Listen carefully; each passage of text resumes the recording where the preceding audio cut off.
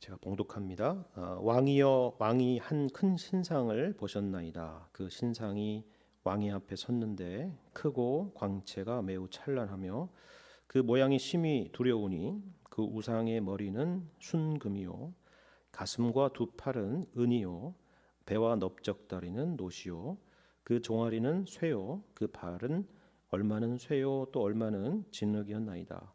또 왕이 보신즉 손대지 아니한 돌이 나와서 신상의 쇠와 진흙에 발을 쳐서 부서뜨리매 그때 쇠와 진흙과 놋과 은과 금이 다 부서져 여름 타작마당의 겨같이 되어 바람에 불려간 곳이 없었고 우상을 친 돌은 태산을 이루어 온 세계에 가득하였나이다.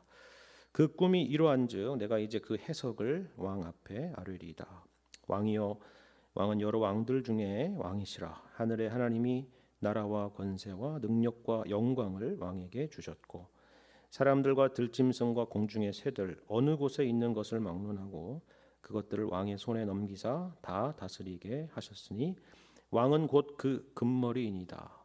왕을 뒤이어 왕보다 못한 다른 나라가 일어날 것이요 셋째로 또 놋 같은 나라가 일어나서 온 세계를 다스릴 것이며 넷째 나라는 강하기가 쇠 같으리니 쇠는 모든 물건을 부서뜨리고 이기는 것이라.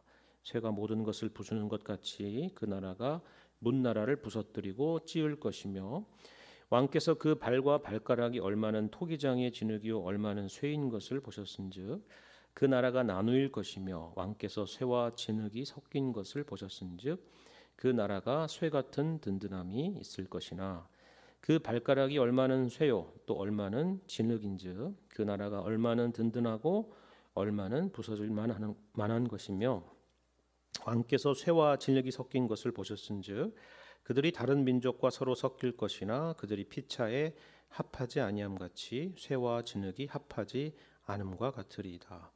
이 여러 왕들의 시대에 하늘의 하나님이 한 나라를 세우시리니 이것은 영원히 망하지도 아니할 것이요 그 국권이 다른 백성에게로 돌아가지도 아니할 것이요 도리어 이 모든 나라를 쳐서 멸망시키고 영원히 설 것이라. 손대지 아니한 돌이 산에서 나와서 쇠와 놋과 진흙과 은과 금을 부서뜨린 것을 왕께서 보신 것은 크신 하나님이 장래일을 왕께 알게 하신 것이라. 이 꿈은 참되고 이 해석은 확실하니이다 하니 이 느부갓네살 왕이 엎드려 다니엘에게 절하고 명하여 예물과 향품을 그에게 주게 하니라.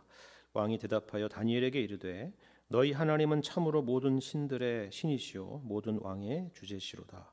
내가 능히 이 은밀한 것을 나타내었으니 내 하나님은 또 은밀한 것을 나타내시는 이시로다.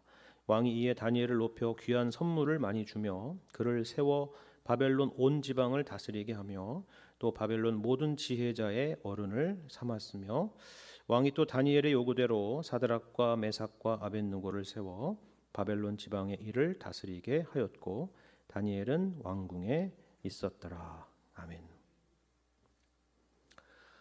오늘 함께 읽은 본문 말씀은 이제 다니엘이 본격적으로 느부갓네살 왕이 꾸었던 꿈이 무엇인지에 대해서 설명을 하고 동시에 그 꿈의 해석을 보여주는 그런 말씀입니다. 이 내용을 우리가 구체적으로 살피기에 앞서서 우리가 보통 꿈이라고 하는 것에 대한 오해에 대한 부분을 먼저 교정하는 것이 좋을 것 같다 이런 생각이 듭니다. 제가 보면 한국 사람들만큼 이 꿈에 대해서 아주 큰 어떤 의미를 부여하는 사람이 있을까 싶습니다. 심지어는 성경보다도 더 높은 권위를 두는 경우가 있어서 가끔씩 참 깜짝깜짝 놀랄 때가 있습니다. 물론 이런 식으로 그 말하기를 좋아하는 그런 사람들의 의도를 잘 살펴보면은 거기에는 사실 그 영적인 교만이 살짝 담겨 있습니다. 그렇죠? 하나님께서 나를 이렇게 특별히 사랑하시기 때문에 이처럼 꿈으로 소위 나에게 말씀하시고 계시를 하신다. 뭐 그런 이야기죠. 그러면 그걸 듣는 옆에 있는 사람은 어떻게 생각해요? 와, 대단하다. 감탄을 하죠. 그죠? 거의 뭐 그 사람을 선지자 반열에 올리는 그 정도의 생각을 갖습니다. 근데 이런 방식은 전혀 성경적이지도 않고 또 하나님이 기뻐하시는 방식도 당연히 아닙니다. 사실 꿈이라고 하는 것은 여러 요소들이 작용하는 것이거든요. 그렇잖아요. 어떤 개인적인 소망이 드러나는 것일 수도 있고 또 뇌에서 어떤 과거의 여러 일들을 재구성하는 그런 것일 수도 있습니다. 상상력이 극대화되는 것일 수도 있고 또 무의식 가운데 있었던 어떤 것들이 꿈으로 나타나는 것일 수도 있겠죠. 그렇죠? 그렇기 때문에 자꾸 꿈에 대해서 어떤 특별한 영적인 의미를 부여하는 식으로 가게 되는 것은 절대로 건강하지가 않은 것입니다. 그런데 그런 식으로 자꾸 생각하려고 하는 것은 오늘 본문의 말씀처럼 아마도 성경에도 가끔 이 꿈에 대한 내용이 등장하고 또 거기에 대한 해석이 있기 때문이 아닐까 그런 생각을 해봅니다. 하지만 성경에서 말하는 것과 우리가 개인적으로 꾸는 꿈과는 근본적으로 차이가 있습니다. 쉽게 말해서 정말 쉽게 말하자면 그것이 성경에 기록되어 있느냐 그렇지 않느냐의 차이입니다. 이게 무슨 말이냐면 오늘 본문과 같은 꿈들은 특별히 계시적인 의미가 있다라는 것입니다. 계시적인 의미라고 하는 것은 그 꿈을 주시는 것도 그리고 그 꿈의 의미를 해석하는 내용도 하나님께 달려 있다 그런 의미죠. 여러분 느부갓네살이 꾸었던 꿈도 그런 거잖아요. 그렇죠? 오늘 본문 말씀 여러분 성경을 보시면 오늘 본문 바로 앞에 있는 27절부터 29절 말씀을 한번 보시겠습니까? 제가 읽겠습니다. 다니엘이 왕 앞에 대답하여 이르되 왕이 물으신 바 은밀한 것은 지혜자나 술객이나 박수나 점쟁이가 능히 왕께 보일 수 없으되 오직 은밀한 것을 나타내실 이는 하늘에 계신 하나님이시라. 그가 느부갓네살 왕에게 후일에 될 일을 알게 하셨나이다. 왕의 꿈 곧 왕이 침상에서 머릿속으로 받은 환상은 이러하니이다. 왕이 침상에서 장래일을 생각하실 때에 은밀한 것을 나타내시는 이가 장래일을 왕에게 알게 하셨사오며 라고 되어 있죠. 여러분 이걸 보면 분명하지 않습니까? 그 꿈을 꾸게 하신 분도 하나님이시고 그 꿈에 대한 의미도 하나님께 있다라는 말씀입니다. 자의적인 게 아니라는 거죠. 느부갓네살 왕이 꾼 꿈에 대해서 이건 이런 의미고 저런 의미다 할 수 있는 그런 내용도 아니라는 거예요. 그리고 이건 우리가 꾸는 일반적인 꿈과도 다른 거라는 의미입니다. 여러분 당시에도 생각해 보면 얼마나 많은 사람들이 당연한 말이겠지만 꿈을 꿨겠어요. 그렇죠? 셀 수도 없겠죠. 심지어 뭐 다니엘이나 다니엘의 세 친구도 얼마나 많은 꿈들을 꾸었겠습니까? 살아가면서. 우리와 같은 사람이니까요. 그렇죠? 근데 그 내용들이 성경에 다 기록되어 있지는 않잖아요. 무슨 말입니까? 우리가 꾸는 또 성경에 나오는 인물들이 꾸는 모든 꿈들이 어떤 계시적인 의미를 담고 있는 것은 아니다라는 거죠. 만일에 그런 의미를 담고 있는 것이었다면 분명히 성경에 기록이 되었을 것입니다. 본문의 꿈에 대한 말씀은 심지어는 뭐예요? 다니엘의 꿈도 아니고 바벨론 왕이었던 느부갓네살의 꿈이었습니다. 그렇죠? 우리 창세기에서 보는 것처럼 또 요셉이 해석한 꿈도 이방의 왕이었던 애굽의 바로 왕의 꿈이었죠. 근데 그 내용이 성경에 기록이 된 것입니다. 무슨 말인지 아시겠죠? 신앙적으로 훌륭한 사람이 꾸었던 꿈이라고 해서 그게 무슨 영적으로 대단한 의미를 갖고 있는 것이 아니라는 거죠. 반대로 불신자의 꿈이라고 해서 이처럼 성경에 불신자의 꿈이라고 해도 이처럼 성경에 기록된 꿈이라고 한다면 여기에는 어떤 계시적인 의미가 담겨 있다는 겁니다. 이 둘을 혼동해서는 안 된다는 거죠. 쉽게 말하자면 이런 겁니다. 중요한 것은 우리가 꿈에 매여 사는 것이 아니라 하나님의 말씀에 매여서 살아야 된다 그 얘기입니다. 본문의 이 느부갓네살의 꿈을 한번 보세요. 결국 최종 목적이 무엇이었습니까? 무슨 호기심 충족이었습니까? 미래에 대한 어떤 정보를 캐내는 거였습니까? 아니잖아요. 여러분 47절을 보십시오. 이런 결론입니다. 왕이 대답하여 다니엘에게 이르되 너희 하나님은 참으로 모든 신들의 신이시요 모든 왕의 주제시로다. 내가 능히 이 은밀한 것을 나타내었으니 내 하나님은 또 은밀한 것을 나타내시는 이시로다 라는 겁니다. 어떤 결론이에요? 하나님에 대한 경배죠. 그렇죠? 하나님의 주권과 위대하심 앞에 엎드리게 하는 것입니다. 그게 목적입니다.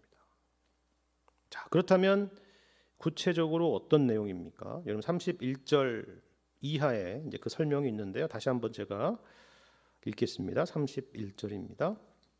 왕이여, 왕이 한 큰 신상을 보셨나이다. 그 신상이 왕의 앞에 섰는데 크고 광채가 매우 찬란하며 그 모양이 심히 두려우니 그 우상의 머리는 순금이요 가슴과 두 팔은 은이요 배와 넓적다리는 노시요 그 종아리는 쇠요 그 발은 얼마는 쇠요 얼마는 진흙이었나이다. 이 다니엘은 자기가 꾼 꿈도 아닌데, 우리가 보통 자기가 꾼 꿈도 그게 확실한지 어떤 건지 사실 모르는 경우가 참 많잖아요. 근데 이 다니엘은 자기 꿈도 아닌데 마치 느부갓네살의 그 왕의 머릿속을 다 살펴보기라도 한 것처럼 아주 구체적으로 그 꿈을 이렇게 설명을 하고 있는 것을 보는 것입니다.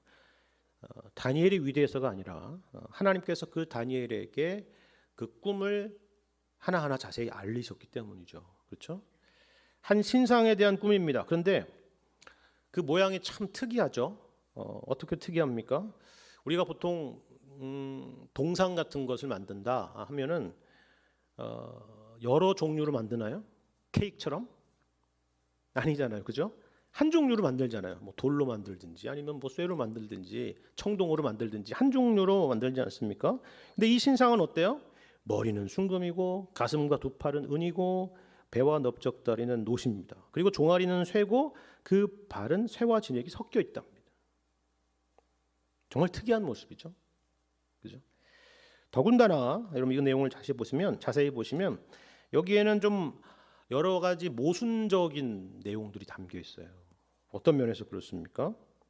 여러분 순금과 같이 가장 귀하고 그리고 이 영광스러운 형상이 이처럼 매우 불안정하게 서 있기 때문에 그렇습니다. 가장 강해야 될 기초가 그 발이 어떻게 해요?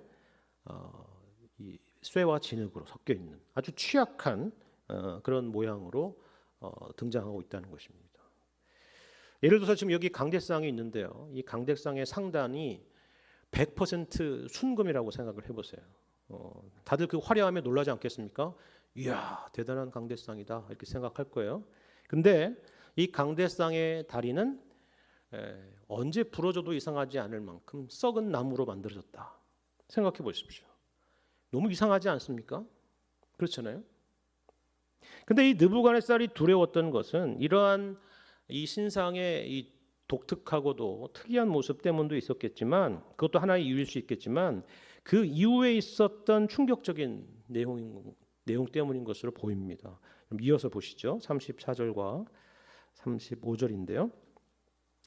또 왕이 보신즉 손대지 아니한 돌이 나와서 신상의 쇠와 진흙의 발을 쳐서 부서뜨리매 그때의 쇠와 진흙과 놋과 은과 금이 다 부서져 여름 타작마당의 겨같이 되어 바람에 불려간 곳이 없었고 우상을 친 돌은 태산을 이루어 온 세계에 가득하였나이다 라는 거예요. 이 신상은 그 자체도 취약해서 불안한데 결정적인 것은 손대지 아니한 돌이 나와서 이 발을 쳐서 부서뜨렸다는 것입니다. 그리고 이 무너진 신상은 곳곳에 파편이 떨어지고 남긴 게 아니라 어떻게 해요? 다 바람에 불려 사라져 버렸다는 거예요. 오히려 우상을 쳤던 돌이 온 세상에 가득하게 되었다는 거죠. 이것이 바로 이 느부갓네살 왕이 꾸었던 꿈의 내용입니다. 무슨 뜻일까요? 자, 이제 해석할 차례죠. 그죠? 그럼 36절 이하의 내용이 바로 그 꿈에 대한 해석입니다. 자, 먼저 금머리는 누구냐? 바로 느부갓네살 왕 당신입니다 라는 거죠. 당신이 황금 머리입니다. 그 얘기입니다. 근데 중요한 건 이거예요. 느부갓네살 왕이 얼마나 이 황금처럼 빛나는 존재냐, 그가 이룩한 왕국이 얼마나 이 황금처럼 위대하냐, 이게 핵심이 아닙니다. 어떤 게 핵심입니까? 그럼 37절 하반절에서 보는 것처럼 하늘의 하나님께서 그에게 나라와 권세와 능력과 영광을 왕에게 주셨다. 라는 것이 핵심입니다. 여러분 38절 하반절도 마찬가지죠. 하나님께서 세상의 모든 것들을 왕의 손에 넘기사 다 다스리게 하셨다 라는 것입니다. 하나님의 주권에 대한 것입니다. 그리고 이어서 39절부터 보시면 이후에 이어지는 왕국에 대한 설명이죠. 39절 보시면 왕을 뒤이어서 왕보다 못한 다른 나라가 일어날 것이다 이렇게 말하죠. 그리고 또 이어서 셋째로 또 놋 같은 나라가 일어나서 온 세계를 다스릴 것이다 이렇게 말씀합니다. 그리고 40절에서는 네 번째 나라는 쇠같이 강한 나라가 이어질 것이다 이렇게 예언을 하고 있습니다. 그리고 이어지는 나라는 41절부터 43절까지 설명되고 있는데요. 발과 발의 얼마는 진흙이고 또 얼마는 쇠로 되어 있듯이 강하면서도 동시에 부서지기 쉬운 나라다. 섞여 있지만 섞이지 않는 나라다. 그렇게 설명을 하고 있습니다. 무슨 의미일까요? 해석을 했는데도 모르겠잖아요, 그죠? 해석을 했는데, 근데 누가 봐도 이런 설명은 여기서 보시는 것처럼 바벨론 이후에 어떻게 역사가 흘러갈 것인가를 보여주는 그런 계시적인 성격의 내용이라는 것을 잘 아실 것입니다. 그래서 일반적으로 이것을 역사적인 흐름 가운데 대입을 해보자면 뭐 학자들마다 약간의 차이들은 있겠지만 대체적으로는 이렇습니다. 첫 번째는 여기서 분명히 이거는 설명한 것처럼 바벨론 제국을 말하는 것이고요. 그리고 두 번째 이어지는 나라는 메데 바사 페르시아 제국을 말하는 것이고, 세 번째 나라는 그리스 제국을 말하는 것이고, 마지막 나라는 로마 제국으로 그렇게 이해를 하고 있습니다. 그렇게 볼 만한 특징들이 여기에 있기 때문에 그렇습니다. 자, 그렇다면 우리가 여기서 찾아볼 수 있는 교훈이 있다면 이런 거 아니겠습니까? 먼저 한 나라의 흥망성쇠는 하나님의 손에 있다라는 사실입니다. 역사의 주관자는 하나님이시다라는 그 얘기죠. 바벨론의 느부갓네살이나 이어서 페르시아의 고레스나 그리스의 알렉산더나 로마의 로물스나 아니면 아우구스투스 옥타비아누스 같은 사람이 한 나라를 일으키는 것이 아니다라는 거죠. 그런 사람들은 하나님이 쓰시는 인물일 뿐이지 사람들이 나라를 일으키고 사람들이 나라를 패하거나 하지 않는다라는 것입니다.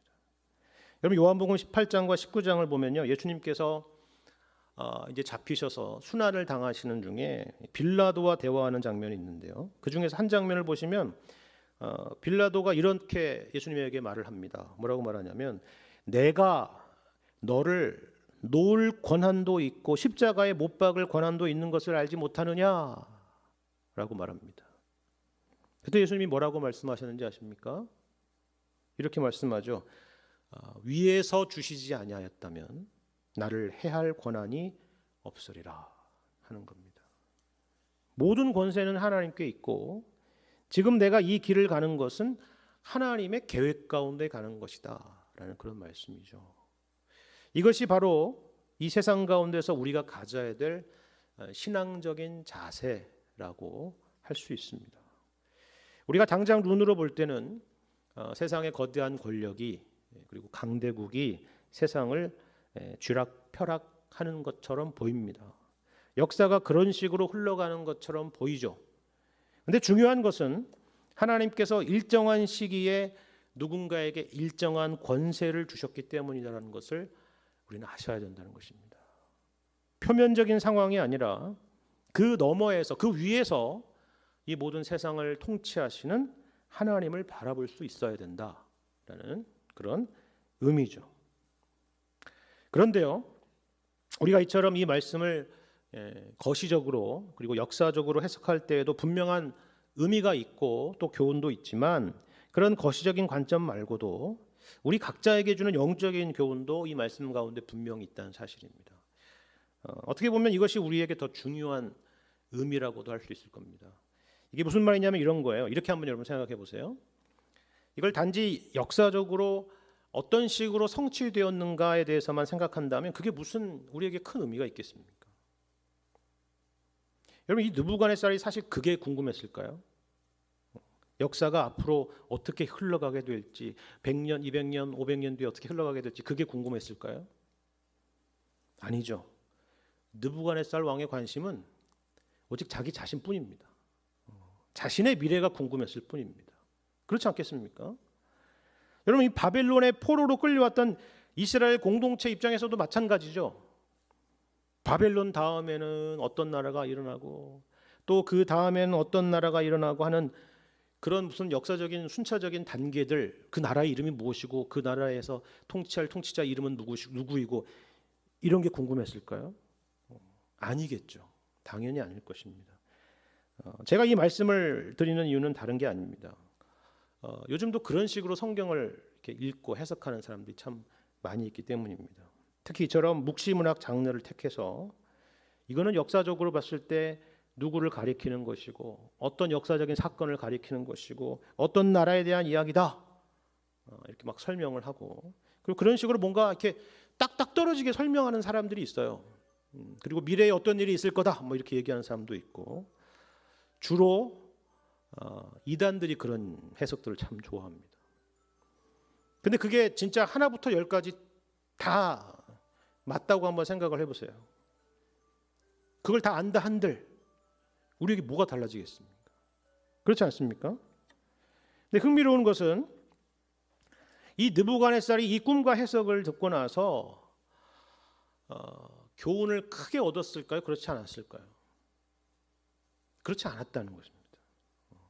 왜냐하면 다음 주에도 보시겠지만 3장으로 가게 되면요, 결국은 자기 금신상을 만들도록 하고 또 거기에 경배하도록 명령을 하거든요.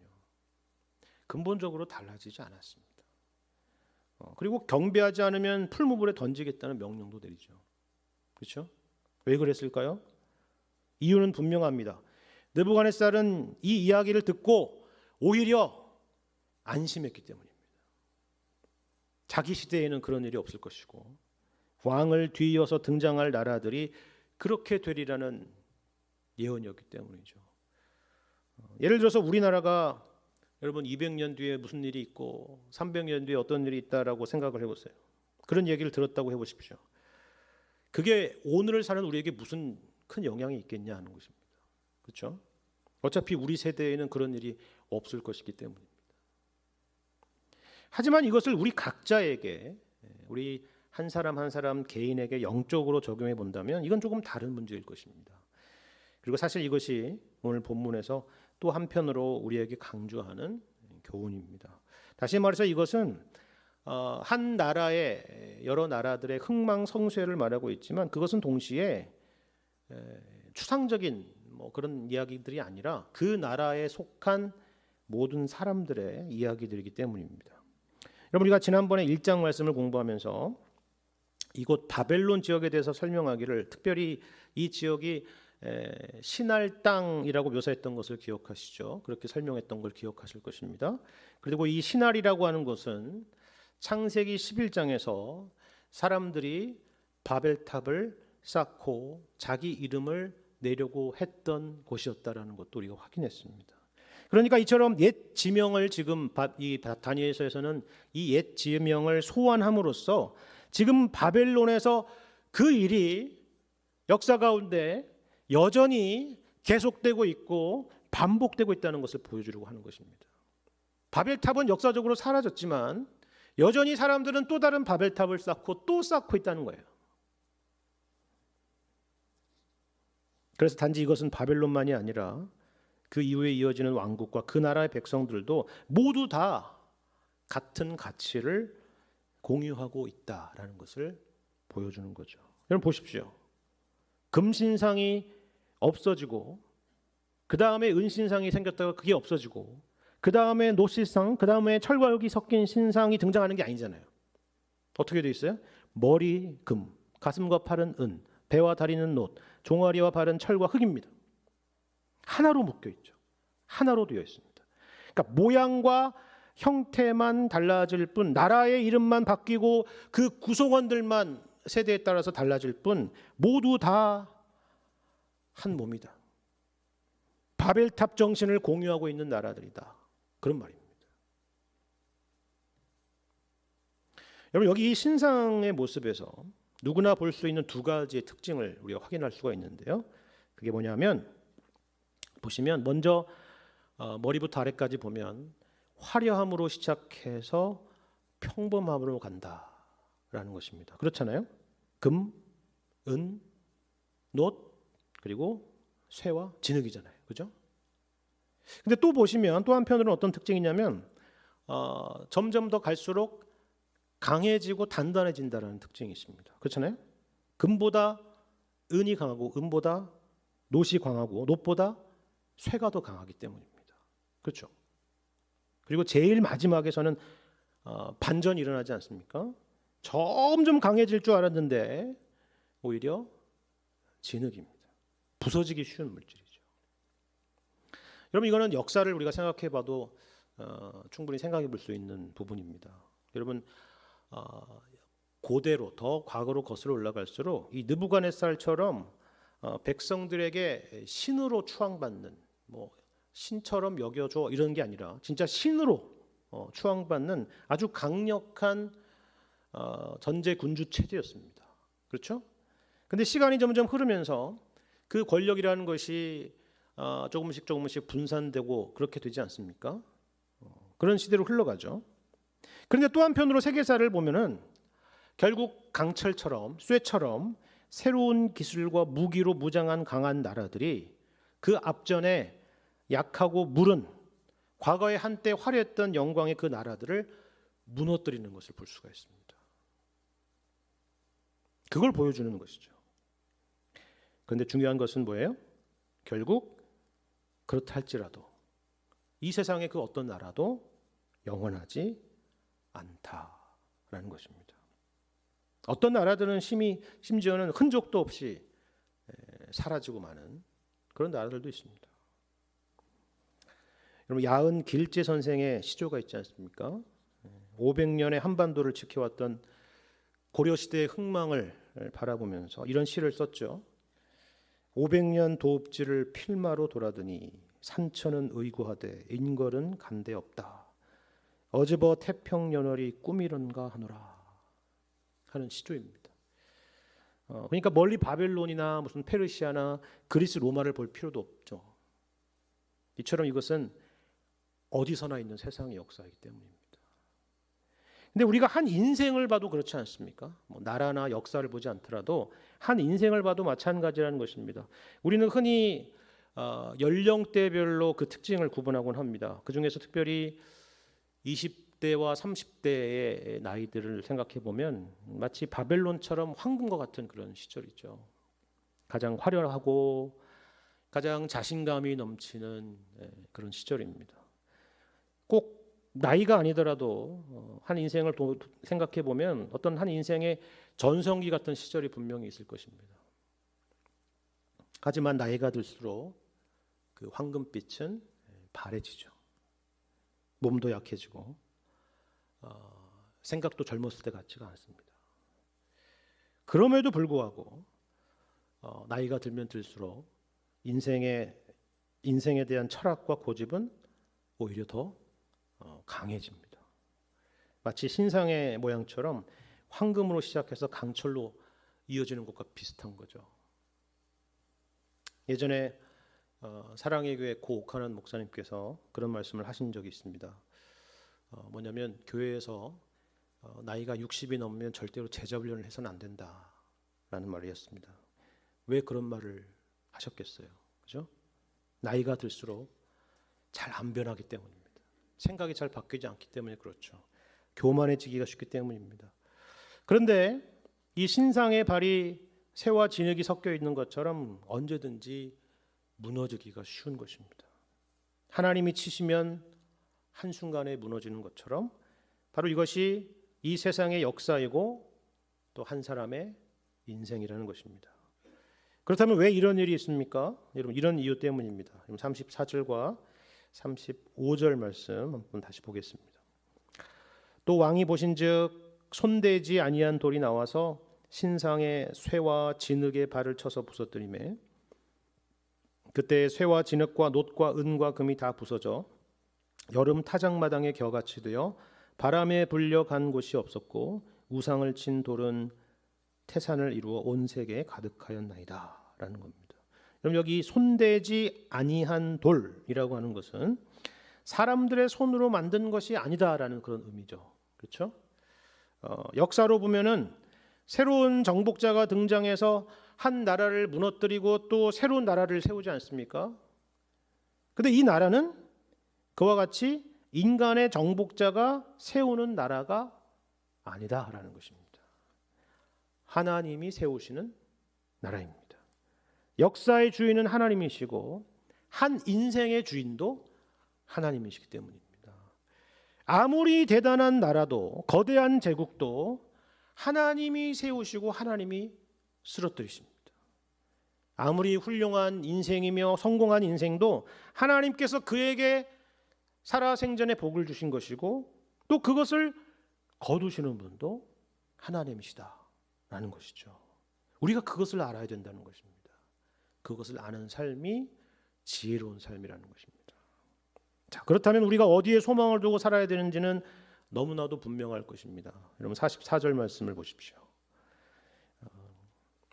이 여러 왕들의 시대에 하늘의 하나님이 한 나라를 세우시리니 이것은 영원히 망하지도 아니할 것이요 그 국권이 다른 백성에게로 돌아가지도 아니할 것이요 도리어 이 모든 나라를 쳐서 멸망시키고 영원히 설 것이라.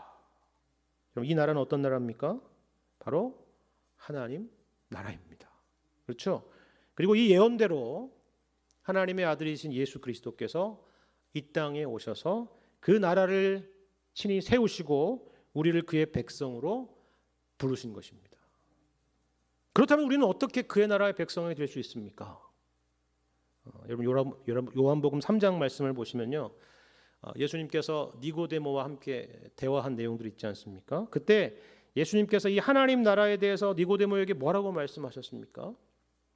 사람이 거듭나지 아니하면 하나님 나라를 볼 수 없느니라. 하나님 나라에 들어갈 수 없느니라. 이렇게 말씀하셨죠. 여러분 여기 거듭난다라고 하는 것은 두 가지 의미를 전제하고 있지 않습니까? 하나는 뭐냐면 한편으로는 우리의 상태를 보여줍니다. 거듭나야 된다는 것은 우리는 영적으로 죽은 존재였다는 것입니다. 우리는 허물과 죄로 죽었습니다. 그게 우리의 모습입니다. 그리고 또 이 거듭난다라고 하는 것은 또 한편으로 보자면 하나님께서 그러한 우리를 살리시겠다라는 그런 말씀입니다. 근데 이 거듭난다라고 하는 것은 우리 힘으로 될 수 없다는 말이잖아요. 그렇죠? 바로 예수님께서 우리 죄를 위해서 죽으시고 부활하심으로 우리를 살리시겠다라는 그런 의미인 것입니다.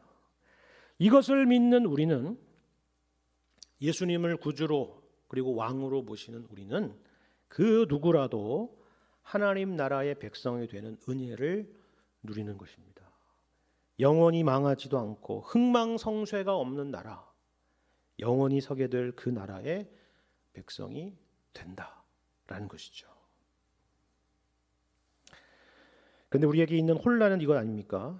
우리가 이처럼 그 엄청난 그 영원한 무너지지 않는 하나님 나라의 백성인데 왜 우리의 현실은 이처럼 고통스러울까 하는 그런 질문입니다. 그 이유는 우리가 보신 것처럼 이 신상을 무너뜨리는 것이 돌이었기 때문입니다. 금과 은과 동과 철과 비교해서 여러분 이 돌이라고 하는 것은 얼마나 평범하고 얼마나 흔하고 얼마나 무가치해 보이는 것입니까? 하나님 나라가 이 세상에서 그와 같다는 것입니다. 여러분 예수님의 하나님 나라에 대한 비유, 천국 비유를 한번 생각해 보십시오. 모두 다 그것을 말하고 있지 않습니까? 천국은 마치 거대한 산과 같으니라 그렇지 않았었어요. 그죠? 천국은 마치 겨자씨 한 알과 같으니라. 천국은 마치 밭에 감추인 보화와 같다. 천국은 마치 가루 서마를 부풀게 하는 누룩과 같다 말씀하셨습니다. 하나님 나라가 그렇다는 것입니다. 우리가 세상에서 그렇게 존재하고 있다는 것입니다. 하지만 이 비유의 또 다른 특징은 무엇입니까? 우리가 비록 세상에서 이 세상 속에서 이처럼 잠식되어 있는 것처럼 보이지만 자란다는 거죠. 자라고 있다는 것입니다. 겨자씨가 자라서 나무처럼 커지고 눈에 보이지 않는 누룩이 밀가루 전체를 부풀게 하는 것처럼 그렇게 자라고 있다는 것입니다. 그리고 결국 하나님 나라가 승리하게 되리라는 말씀입니다. 여러분, 이걸 역사적으로 보자면 2000년 전에 예수님의 오심으로 하나님 나라가 이미 시작되었고, 그리고 장차 다시 오심으로 이 모든 것을 완성시키실 것입니다. 그러므로 우리는 그 소망 가운데, 그 믿음 가운데 오늘을 사는 것이죠. 그 긴장을 가지고 사는 것입니다. 현실 도피적으로 살지 않고, 그렇다고 세상과 싸우면서 살지도 않습니다. 이 믿음으로 세상 속에서 그리스도 안에서 사는 것입니다. 이것이 바로 하나님 나라의 백성의 자세라는 것이죠. 여러분, 오늘 본문 다니엘과 세 친구의 모습을 한번 보세요. 얼마나 경건한 사람입니까?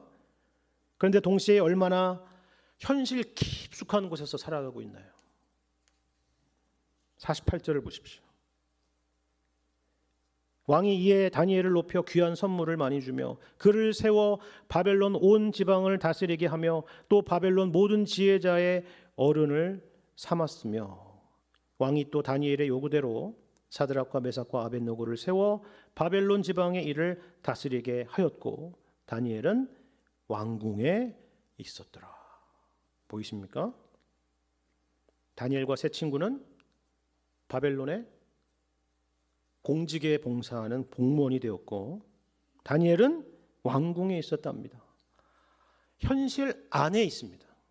세상 속에 있죠.